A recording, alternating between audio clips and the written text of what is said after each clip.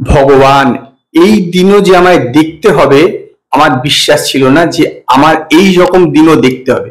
উর্ফি যাদবের নাকি বায়োপিক হচ্ছে, হে ঈশ্বর, তাও আবার অ্যামাজন প্রাইমে, যেখানে তারা সেলিম জাভেদের বায়োপিক বানাচ্ছে তার কয়েকদিনের মধ্যে উর্ফি যাদবের বায়োপিক আসছে। ভেবে দেখুন যে কি লেভেলে মানে অ্যামাজন প্রাইম নেমে গেছে, কিভাবে তাকে দুহাতে লোটা হচ্ছে, কি জঘন্য একটি জিনিস এই ফলো করলে ইয়ার।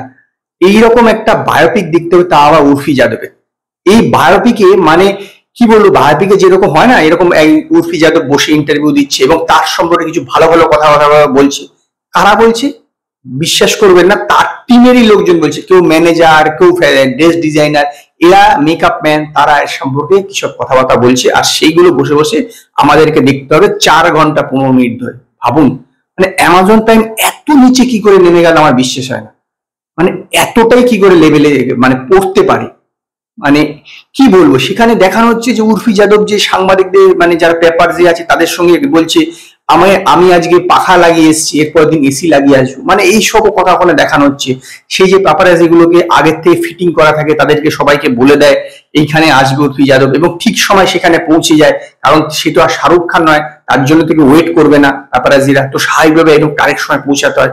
তারপর বিভিন্ন ব্র্যান্ডে বিভিন্ন রকম সব নখরাবাজি, যে এখানে এই ড্রেস পরতে হবে, ওই দিশে দেখাতে হবে, এই সব জিনিস নিয়ে কেওয়াস নিয়ে 4 ঘন্টা 15 মিনিট ধরে দেখানো হচ্ছে।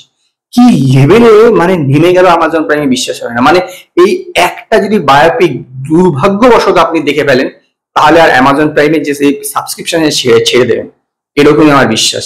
কারণ এতটাই জঘন্য, আমার বিশ্বাস হয় না যে উর্ফি যাদবের কি করে এরকম বায়োপিক টাইপের এসে অ্যামাজন প্রাইম দেখায়।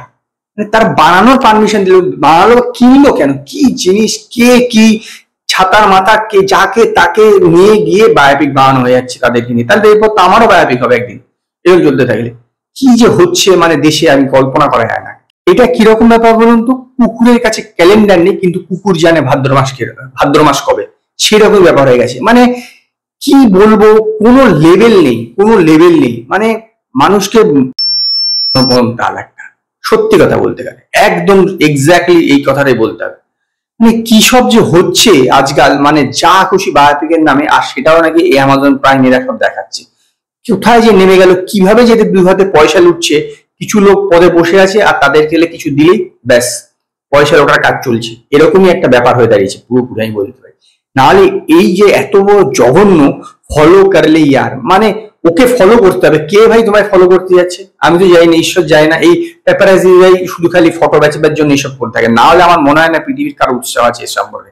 আমি মানে অতীব মানে কি বলবো, ভুল করে ফেলেছিলাম যে এটা দেখে, ভুল করে ফেলেছিলাম এবং তার জন্য পস্তাচ্ছি। আমি আপনাদেরকে বলবো ভুলও দেখবেন না, তাহলে মাথা খারাপ কেন, পাগল হয়ে যেতে পারে, মাথা চুল ছিঁড়বেন, এরকম অবস্থা হয়ে যাবে।